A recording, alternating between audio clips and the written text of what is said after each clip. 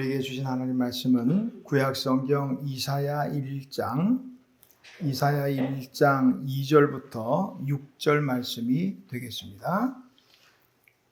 구약성경 제가 가진 책으로 967페이지에 있습니다. 이사야 1장 2절부터 6절 말씀. 찾으신 줄 알고 오늘 우리에게 주시는 하나님의 기록된 계시의 말씀을 제가 봉독하겠습니다. 하나님의 말씀을 경청하시기 바랍니다. 하늘이여 들으라, 땅이여 귀를 기울이라. 여호와께서 말씀하시기를 내가 자식을 양육하였거늘 그들이 나를 거역하였도다. 소는 그 임자를 알고 나귀는 그 주인의 구유를 알건만은 이스라엘은 알지 못하고 나의 백성은 깨닫지 못하는도다 하셨도다. 슬프다 범죄한 나라요 허물진 백성이요 행악의 종자요 행위가 부패한 자식이로다. 그들이 여호와를 버리며 이스라엘의 거룩하신 이를 만홀히 여겨 멀리하고 물러갔도다. 너희가 어찌하여 매를 더 맞으려고 패역을 거듭하느냐? 온 머리는 병들었고 온 마음은 피곤하였으며 발바닥에서 머리까지 성한 곳이 없이 상한 것과 터진 것과 새로 막진 흔적뿐이거늘 그것을 짜며 싸매며 기름으로 부드럽게 함을 받지 못하였도다. 아멘. 자리에 앉으시기 바랍니다. 기도하겠습니다. 하나님 아버지 은혜를 감사합니다. 오늘 우리 특별히 어린이 주일로 하나님께 예배하게 하심을 감사합니다. 우리에게 맡겨주신 하나님의 귀한 자녀들을 기억하게 하시고 또 아울러 우리 또한 영의 아버지 되신 하나님의 귀한 자녀임을 기억하여서 하나님 자녀로서 삶을 살게 하시고 또 부모로서의 삶을 부족함 없이 살아갈 수 있도록 은혜를 베풀어 주옵소서. 이 시간 주신 귀한 말씀 앞에 머리 숙여 싸우니 하나님이여 주시는 말씀 속에서 깨달음을 주시고 깨닫는 대로 또 결단하며 살아갈 수 있도록 은혜를 베풀어 주시옵소서. 예수님의 이름으로 기도하옵나이다. 아멘. 어린아이들과 같이 예배하지 않기 때문에 우리가 다 어린아이들에 대해서 뭐라 할 수가 없네요. 하나님의 우리 모두가 자녀이니까 우리 앞뒤 옆에 분들 그렇게 인사할까요? 하나님의 자녀입니다. 하나님의 자녀입니다. 하나님의 자녀입니다. 마태복음 18장에 보니까 예수님께서 제자들에게 물어요. 너희들이 길에서 무슨 일로 다투었느냐? 이렇게 물어요. 그러니까 마가나 누가의 기록에 의하면 길 가면서 제자들이 다투었어요. 쟁론했다, 다투었다는 얘기죠. 누가 크냐는 문제예요. 야, 누가 크냐? 다른 번역들 보니까 누가 높으냐? 누가 더 위대하냐? 이런 문제로 다투었어요. 그러니까 주님이 그 제자들의 그 다툼을 알고는 한 아이를 앞에 데려다가 세우시고는 그렇게 말씀합니다. 진실로 내가 너희들에게 이른다. 너희가 돌이켜 어린아이들과 같이 되지 아니하면 결단코 천국에 들어가지 못하리라. 누구든지 이 어린아이와 같이 자기를 낮추는 사람이 천국에서 큰 자니라. 제자들은 누가 크냐? 천국에서 누가 크냐 하는 문제로 다퉜는데 주님의 말씀은 어린아이와 같이 되지 않으면 천국에서 누가 크냐가 아니라 천국에조차 들어갈 수 없다. 지금 그 말씀을 하고 있어요. 오늘 어린이 주일에 특별히 어린아이와 같은 그런 마음들, 어린아이 그러면 부정적인 요소도 있겠지만 어린아이가 주는 어떤 긍정적인 부분들, 순수함이라든지 또 이런 부분들은 우리가 다시 한번 기억을 해야 되겠습니다. 주일학교 성경 공부 시간이 됐어요. 선생님이 아마 그날 공부 시간이 하나님의 창조에 대한 부분이었나 봐요. 하나님이 여세 동안 천지 온 만물들을 만드셨지, 새도 만들고 창조에 대해서 쭉 설명을 하고 그리고 일곱째 되는 날 하나님은 쉬셨어요. 이렇게 이제 가르치는데 아이 하나가 선생님 하고 이제 질문을 했어요. 선생님, 기차는 누가 창조하셨어요? 애들은 가끔 이 뜬금없는 질문들을 해요. 우리 어른들 같으면 그냥 궁금한 게 있어도 좀 참기도 하고 그런데 애들은 그렇지 않아요. 아마. 선생님, 기차는 누가 창조했어요? 선생님이 좀 당황했어요. 이런 질문이 나올 거 생각을 못 했으니까. 우리 선생님들도 아마 이런 부분에 좀 훈련을 해야 될 것 같아요. 아이들이 뜬금없는 질문을 할 때는 어떻게 답변을 할까? 자, 우리 주일학교 선생님들, 아이가 만약에 중에 하나가 선생님, 기차는 누가 창조했어요? 그러면 어떻게 대답하시렵니까? 선생님이 당황해가지고 생각해보니까 도대체 어떻게 대답을 해야 좋을까? 성경에는 분명한 건 하나님의 창조 가운데 기차는 안 들어있거든. 그러니까 어떻게 하면 좋을까?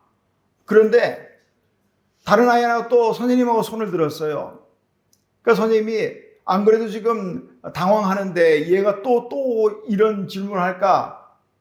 그래서 왜? 했더니 제가 저 아이 질문에 대답할 수 있어요. 그러는 거예요. 그러니까 선생님이 또 놀랬죠. 아니, 자기도 어떻게 아이에게 지혜롭게 대답해 줄까 잘 모르겠는데 아이 하나가 자기가 대답하겠다니까. 그래도 어쨌든 그래, 대답 한번 해봐. 그랬더니 그 아이가 그렇게 말했대요. 성경에는 하나님이 땅에 기는 모든 것들도 창조하셨다 그러니까 기차도 하나님이 창조하셨지요. 그렇게 대답했대. 아마 아이 눈에는 기차가 땅에 기는 것으로 생각이 됐던 것 같아요. 우리 어른들에게는 흡족한 답이 아니겠지만 이런 식의 어떤 답들도 어린아이다운 대답이다 생각이 듭니다. 성경에서는 하나님과 우리의 관계를 다양한 관계로 설명을 하는데 그 중에 하나가 아버지와 자녀. 오늘 2절에 의하면 아버지와 자식의 관계로 설명을 합니다. 예수님은 하나님을 아버지라 그것 때문에 또 유대인들에게 미움을 사기도 했지만요. 그렇게 말씀하시면서 아울러서 예수님뿐이 아니라 우리에게도 하나님은 역시 아버지가 되신다. 요한복음에는요. 아버지라는 단어가 160회가 넘게 사용이 됐습니다. 그중에 특별히 요한복음 14장부터 17장까지는 집중적으로 아버지라는 말을 쓰고 있어요. 요한복음 14장에서는 23번, 15장에서는 22번, 17장에는 무려 40번이나 아버지 이렇게 사용이 됐단 말이에요. 얼마 전에 말씀드린 걸로 기억하는데 구약 시대에는 또 유대인들은요 하나님의 이름을 함부로 부를 수가 없어요. 우리 공동번역 성경에는 야훼라고 나와요. 그게 이제 히브리어식 발음입니다. 하나님이 야훼예요. 야훼. 그래서 오늘 우리가 여호와, 우리 번역된 건 이제 여호와라고 하죠. 이 야훼라는 이름을 쓸 수가 없어요. 그래서 야훼라는 이름 대신에 아도나이, 나의 주님 이런 의미로 그렇게 썼단 말이죠. 성경을 필사하는 이 서기관들이요. 이제 서기장이 성경을 만들죠. 지금이야 인쇄를 하면 성경들이 막 나오지만 예전에 성경을 만드는 방법은 서기장이 이제 성경을 불러주면 그러면 서기관들이 6명이면 6명, 10명이면 10명 앉아서 받아 적는 거예요. 그래서 이제 적으면 5명이 있으면 성경 5권이 나오는 거고 이런 식이 되는 거겠죠. 자, 서기관이 이제 읽다가 야훼라는 이 부분이 그러니까 아도나이라고 나오죠. 아도나이라는 부분이 나오면 사용하던 붓을 깨끗이 다시 빨아서 쓰던지 아니면 그때까지 쓰던 붓을 꺾어버리고 새 붓으로 야훼를 쓰든지 이런 식으로 아주 하나님의 이름을 굉장히 어렵게 여겼단 말이에요. 그러니까 하나님을 하나님이라고 부를 수 없는 그런 일들. 그런데 예수님께서 우리에게 말씀하시는 거예요. 하나님은 아버지다. 너희에게도 아버지가 된다. 이렇게 말하는 거죠. 아마 당시 유대인들에게 이 말은 오늘 우리는 하나님을 아버지라 너무 자연스럽게 이미 다 배워서 하나님 아버지 이렇게 하지만 아마 그때 당시에 유대인들이 듣기에는 굉장히 놀라움을 넘어서 충격이었을 거예요. 하나님을 아버지라고? 이게 굉장히 어려운 부분이거든요. 하나님을 하나님이라고 부를 수 없었던 그 어려운 일을 우리가 해내고 있어요. 얼마나 멋진 일인 건 몰라. 하나님이 우리의 아버지가 되신다. 그러니까 하나님은 어떤 하나님일까? 오늘 맥체인이 읽는 말씀들을 쭉 보다 보니까 이 말씀이 딱 아버지와 어린이 주일에 맞겠더라고요. 아버지와 자식의 관계. 오늘 이스라엘 백성들과 하나님의 관계는 아버지와 자식의 관계로 지금 이사야 선지자를 통해서 말씀합니다.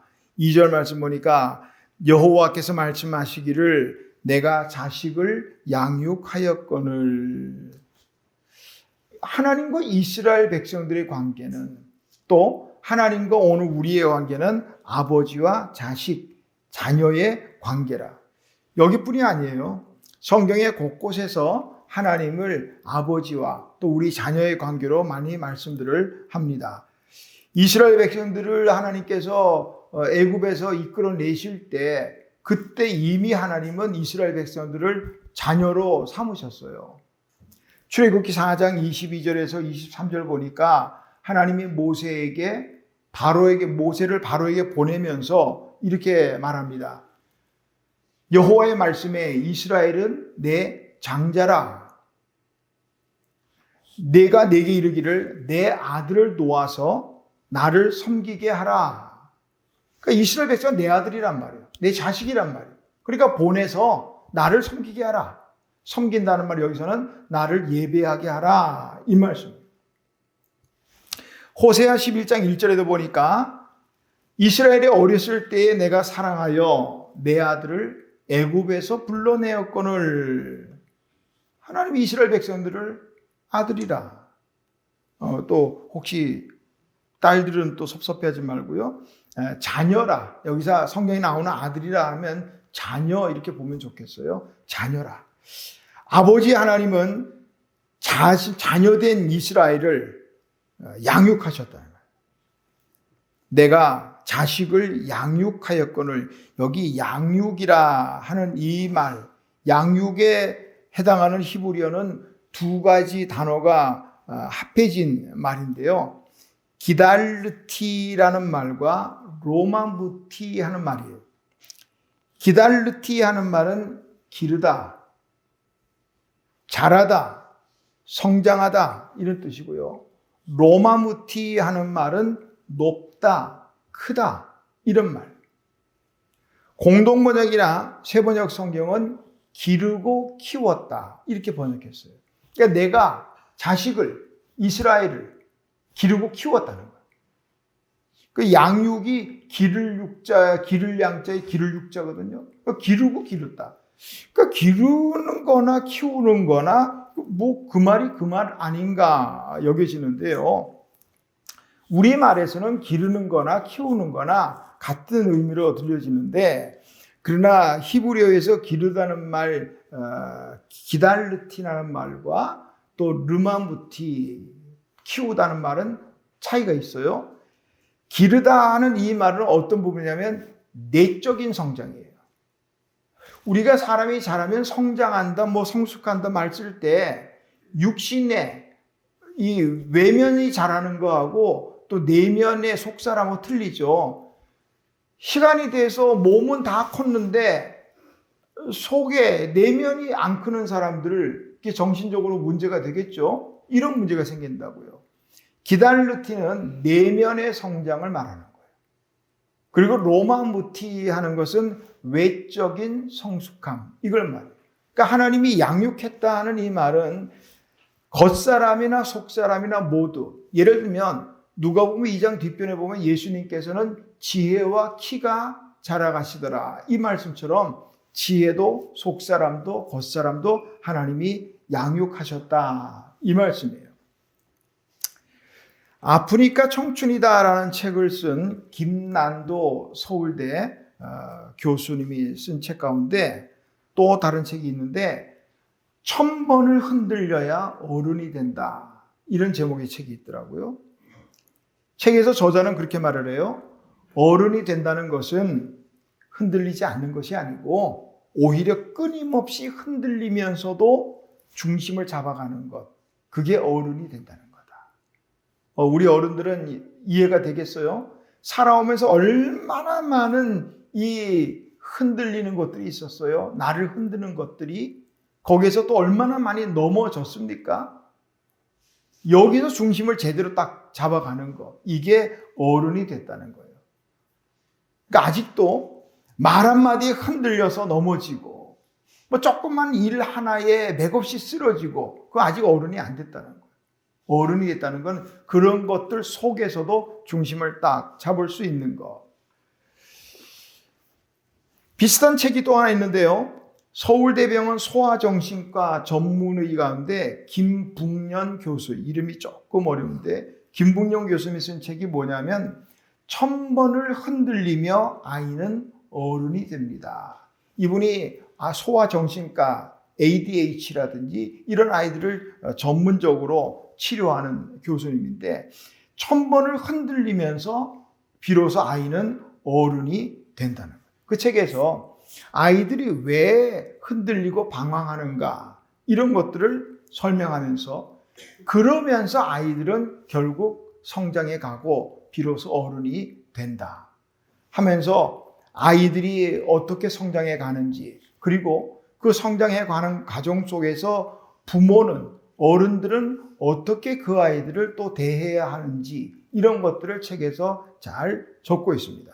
특별히 어린아이들은요, 어른들, 특별히 부모의 말 한마디에 영향을 많이 받는다는 거예요.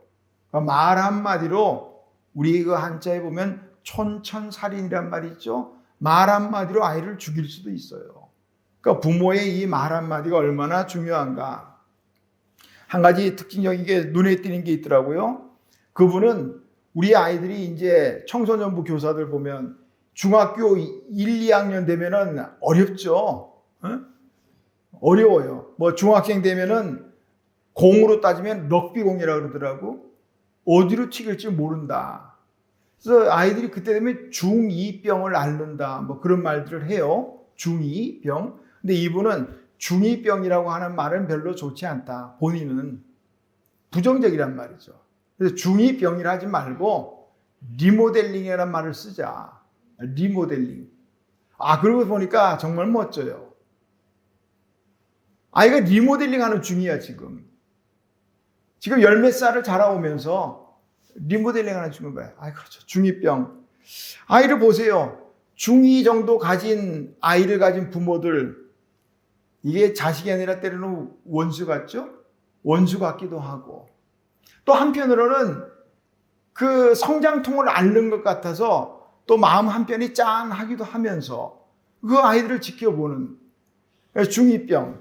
그런데 그렇게 보지 말고 리모델링 하는 중이구나. 힘들고 어려울 때 저놈이 지금 리모델링 하는 중이구나. 이렇게 봐주라는 말이에요.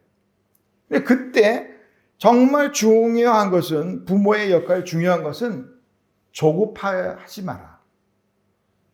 조급하다는 말이에요. 빨리 어떻게 애를 좀 어떻게 정신 차리고 뭐 변화시켜 보려고 막 그러지 말라는 말이에요.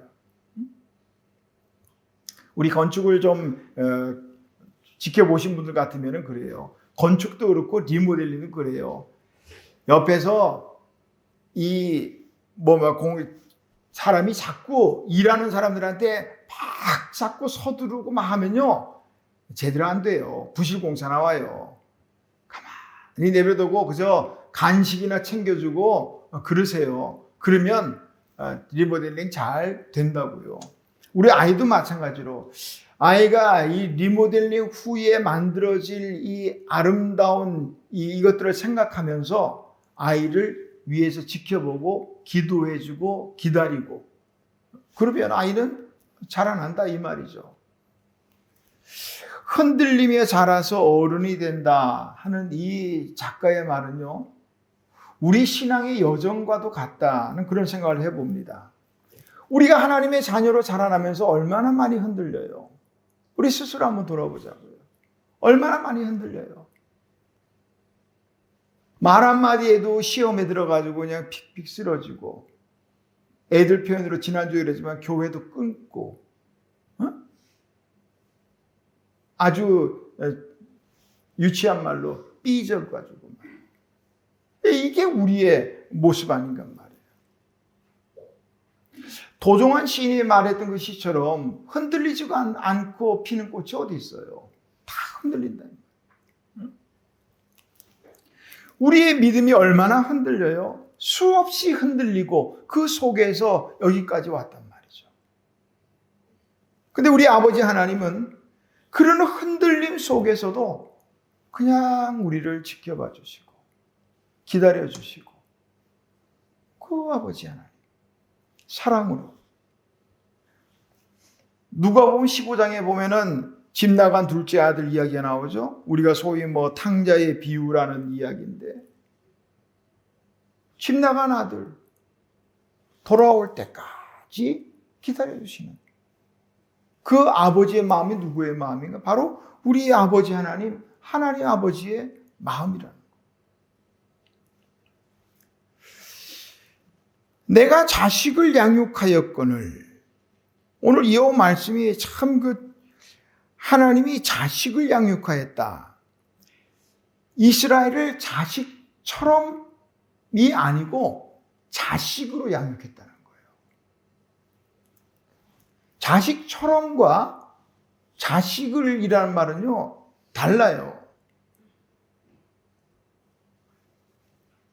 우리 교회 젊은 집사님들은 대부분 아들들을 많이 가져가지고 나중에 이제 며느리를 봐야 되는데, 며느리를 어떤 분들은 딸처럼 생각하신다고 그러더라고.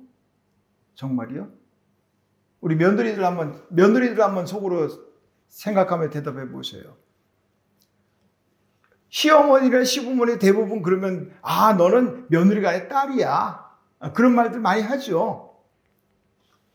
정말이요? 딸이에요?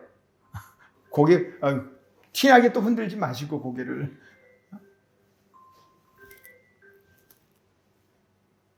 제가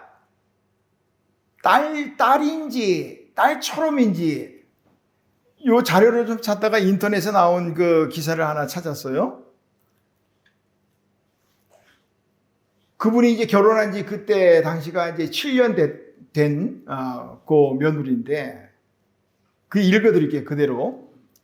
우리 어머님 결혼 전에 인사드리러 갔을 때부터 한결같이 넌 며느리가 아니라 딸이야 라고 외치셨어요.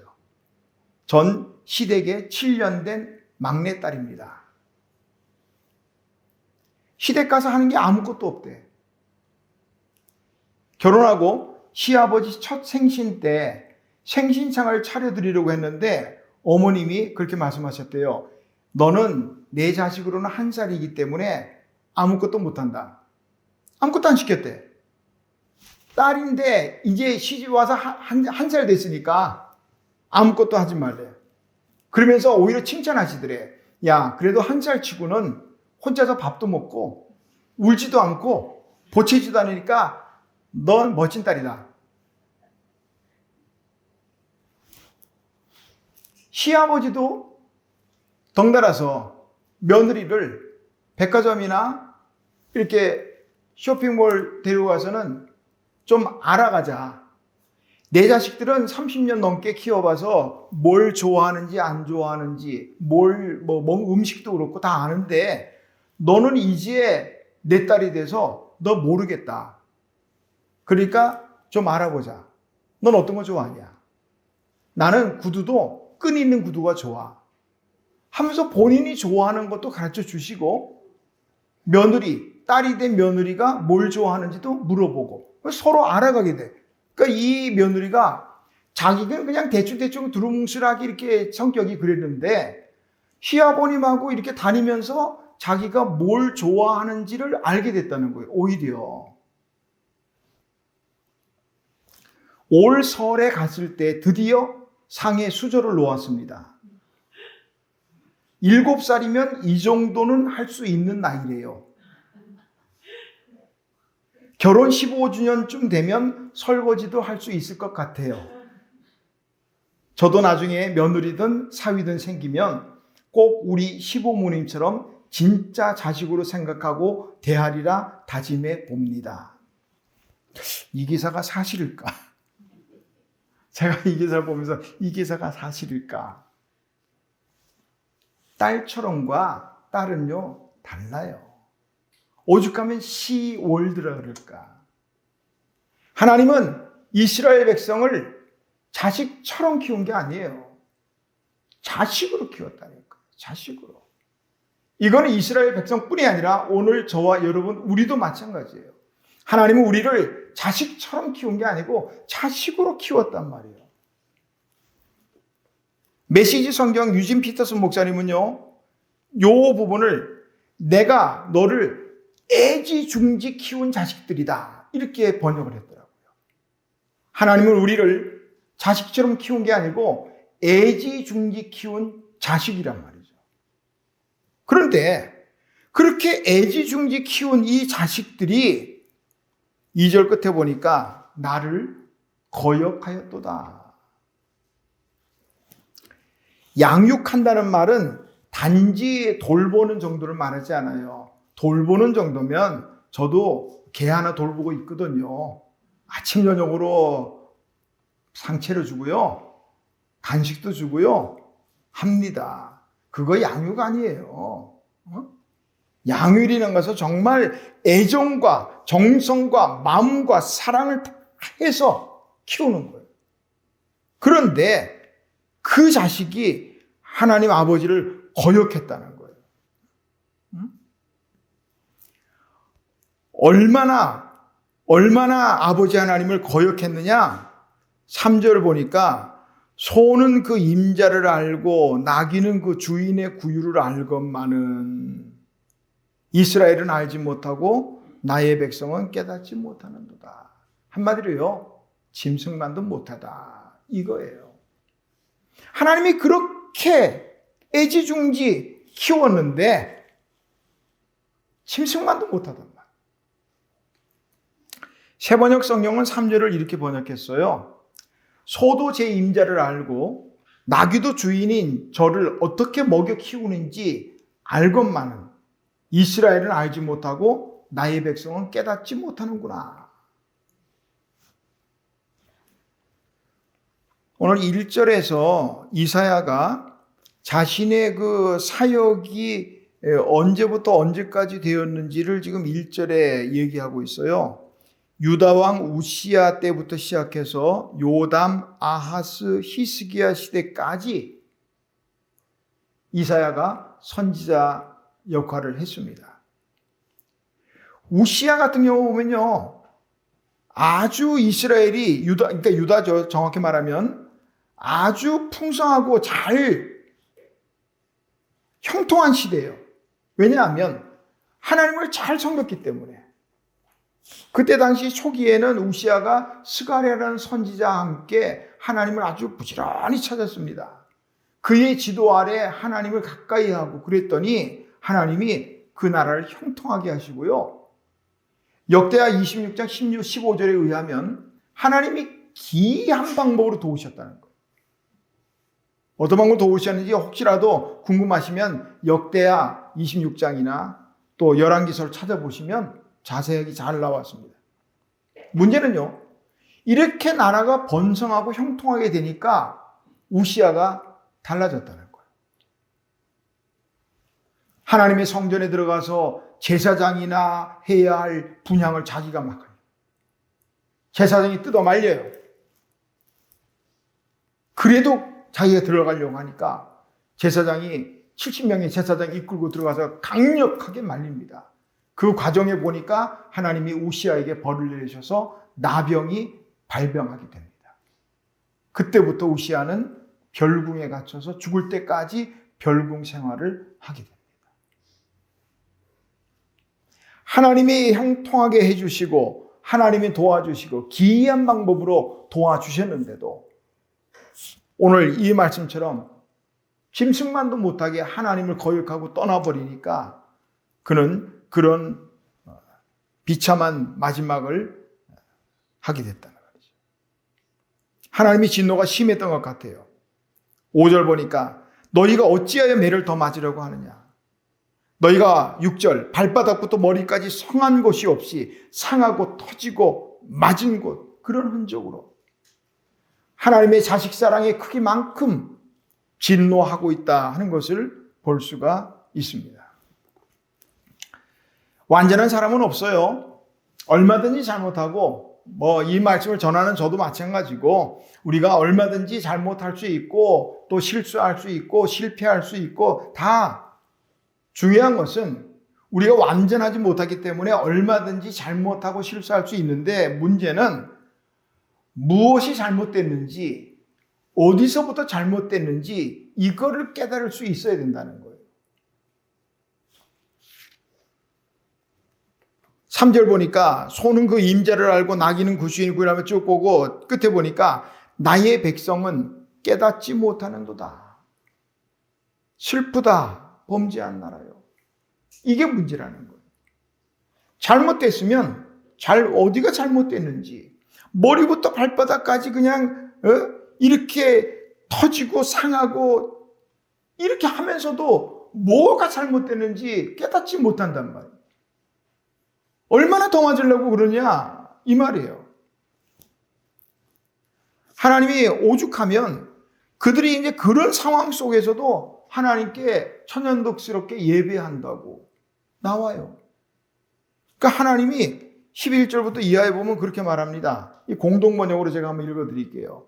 뭐하러 이 재물들을 가지고 왔느냐? 난 이제 순양의 번제물에는 물렸다. 살찐 짐승의 기름기에 지쳤다. 황소와 어린 양과 수염소의 피는 보기도 싫다. 더 이상 헛된 재물을 가져오지 마라. 이제 재물 타는 냄새에 구역질이 난다. 자신의 잘못은 해결하지 않은 채 그냥 하나님 앞에 예배한다고 나오는 이들에 대해서 하나님은 구역질이 납니다. 좀 비유가 될지 모르겠지만 화장을 이렇게 하고 나면 잘 때는 또 화장을 다 지워야죠. 클렌징 뭐지 다 해가지고 다 지우고 그리고 다음날 또 화장하고 그래야지. 그거 안 지우고 그냥 되고 다음날 또 거기다 화장해요? 아마 그런 분은 없을 거야 아마. 깨달음이 정말로 중요해요. 마태복음 7장 3절에 보니까 어찌하여 형제 눈에 있는 티는 보고 내 눈 속에 있는 들보는 깨닫지 못하느냐. 깨닫지 못하니까 자기의 눈에 들보도 못 보면서 남의 눈에 티를 보는 그런 우를 범하고 있다 이 말이에요.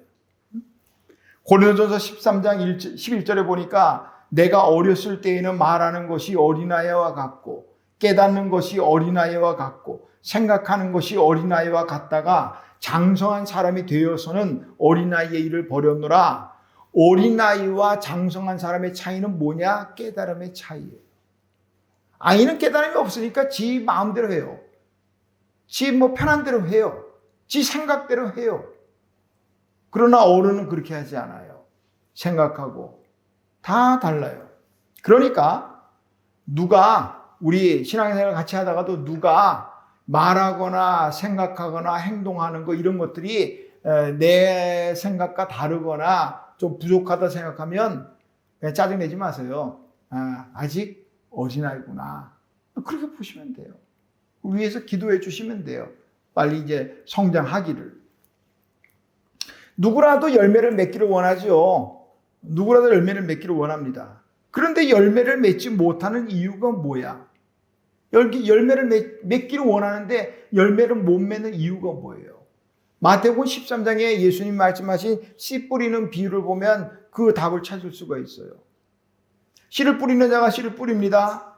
길가에 떨어지기도 합니다. 돌밭에 떨어지기도 합니다. 가시떨기에 떨어지기도 합니다. 그리고 좋은 땅에 떨어지기도 합니다. 길가에 떨어지거나 돌밭, 가시떨기에 떨어지는 그런 씨들은요, 새들이 와서 먹어버리기도 하고, 아니면 좀 뿌리가 나기도 하지만 흙이 얕으니까 해가 뜨면 다 말라 죽어버려요. 열매를 못 맺어요. 이게 뭘 말하느냐? 주님께서 제자들에게 설명을 친절하게 해주십니다. 천국 말씀을 듣고 깨닫지 못할 때는 악한 자가 와서 그 마음에 뿌려진 것을 빼앗나니 이는 곧 길가에 뿌려진 씨요. 하나님 말씀을 이 시간에 이렇게 아무리 들어도 깨닫지 못하면 새들이 다 묵어간단 말이에요. 열매를 맺을 수 없어요. 그러나 좋은 땅에 떨어진 씨는 많은 열매를 맺습니다. 마태복음 13장 23절에 보니까 좋은 땅에 뿌려졌다는 것은 뭘 말하느냐? 말씀을 듣고 깨닫는 자니 결실하여 어떤 것은 100배, 60배, 30배가 되느니라. 결국 깨달음이에요. 우리 신앙의 열매를 많이 맺기 원하신다면 깨달음의 은혜가 중요합니다. 그러니까 깨달음은 복으로 따지면 복 중에 복이고 은혜 중에 은혜예요. 깨달을 수 있는 거. 성경에는 범사에 감사하라. 범사에 감사해야 되죠. 근데 왜 감사하지 못하고 불평하고 불명하고 그러죠? 깨달음의 문제예요. 우리 하나님이 지금까지 나와 여러분에게 베풀어 주신 그 은혜와 사랑, 이게 깨달아지면 어찌 감사 안 할 수가 있냐는 말이에요. 깨달음의 문제. 다음 주가 이제 우리 어버이 주일인데 효도 노래할 필요 없어요. 왜 효도 안 하는가? 깨닫지 못하니까. 입으로는 나 실제 괴로움 내 노래해도요. 부모의 은혜가 깨달아지지 않으면 효도 안 하는 거예요. 깨달음의 문제입니다. 실패의 원인을 깨닫지 못하면요. 그 사람은 계속 실패할 거예요. 아무리 말씀으로 충성하라. 맡은 얘기에 구할 것에서 충성이라. 사명 깨달아지면 그 말 안 해도요. 충성합니다. 먼저 구할 것이 뭐냐? 너희는 먹을 것 마실 것 이건 우선순위가 어떤 건지 깨달아지지 않으면요. 그런 분들은 어떻게 일하느냐? 그냥 닥치는 대로 해요. 좀 체계적으로 질서 있게 해야 돼요. 깨달아지는 은혜가 있기를 바랍니다. 깨달아지는 방법이요. 두 가지가 있어요. 하나는 정말 좋은 방법인데 그저 하나님의 은혜로 깨달아지는 거예요. 이 시간에 이렇게 설교 시간, 말씀, 예배를 통해서 하나님의 은혜가 깨달아지는 거예요. 하나님 말씀을 묵상할 때, 때로는 기도할 때, 때로는 어떤 상황을 통해서 깨달아지는 그거 정말 좋아요. 그렇게 되시기를 바랍니다. 그런데 그렇게 못 깨닫고 어떤 분들은 어떻게 깨닫느냐? 어려운 상황을 통해서 깨닫게 된다는 거예요. 예레미야 10장 18절에 보니까 하나님이 이렇게 말씀합니다. 보라, 내가 이 땅에 사는 자를 이번에는 내던질 것이라. 그들을 괴롭게 하여 깨닫게 하리라. 하나님께서 선지자를 통해서 말씀하시는데 안 들어요. 그래서 하나님이 집어 던지는 거예요. 그런 고난을 통해서라도 깨닫기를 말씀하시고 있다는 말이에요. 누가복음 15장에 나오는 그 탕자가 딱 그랬어요. 아버지 집에서 사는 게 그게 행복하고 은혜인 줄 깨닫지 못했어요. 그러니까 집 나가버리는 거예요. 가서 가진 것 허랑방탕하게 다 쓰고서 돼지나 치면서 돼지나 먹는 쥐염 열매 먹다가 그때서야 깨달았어요. 아, 내 아버지 집에는 얼마나 먹을 것이 많은가. 아버지 길로 돌아가자. 깨닫고 돌아오는. 저는 이 말씀 준비하면서 그런 생각을 해봤어요. 징계나 고난을, 어려운 상황을 통해서라도 깨닫고 돌아설 수 있다면 그것도 복이다. 정말 어리석은 사람은요, 그런 걸 통해서도 못 깨닫는 게 문제예요. 그러나 한 가지 욕심 부린다면, 이왕이면 그런 어려움을 통해서 깨닫기보다는 은혜로 깨달아지기를 주님의 이름으로 축원합니다. 하나님은 우리의 정말 좋은 양육자셔요. 눈동자같이 지키시고 졸지도 주무시다 아니하고 지키시고 하나님이 부르심이라 하는 찬양을 보니까 그 마지막 부분에 가장 좋은 길로, 가장 완전한 길로 우리를 오늘도 날 이끄시는 그 하나님. 때로는 내가 잘못된 길을 걸어갈 때에도 하나님은 그저 지켜보시고 돌아오기를 기다리시는 사랑과 인내의 아버지 하나님. 우리의 좋은 양육자 되신 아버지 하나님이 좋은 자녀로 한 주간 살아가시기를 주님의 이름으로 축원합니다. 하나님 아버지 은혜를 감사합니다. 우리 좋은 아버지 하나님, 자식처럼이 아니라 자식으로 키우고 양육하시고 사랑하시고 기다려 주신 아버지 감사합니다. 우리의 부족한 자녀됨을 다시 한번 돌아보며 아버지 하나님 앞에 좋은 자녀로 살아갈 수 있도록 은혜를 베풀어 주시옵소서. 예수님의 이름으로 기도하옵나이다. 아멘.